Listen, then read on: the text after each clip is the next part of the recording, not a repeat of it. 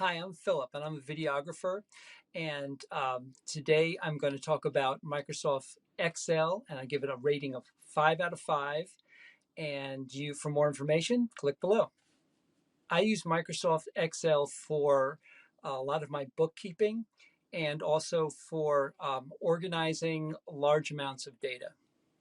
What I like most about Microsoft Excel is that it allows me to import data from various sources, and it also, I'm used to the interface. I've been using it for so many years that I'm very comfortable with the way it's set up.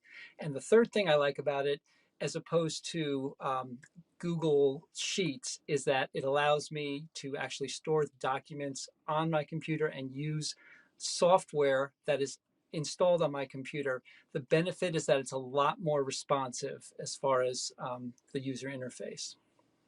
The thing that I like least about Microsoft Excel is that it's not in order to collaborate with other people, they need to have a Microsoft account. It's not like Google where just anybody can open up a free account. You basically have to buy into it.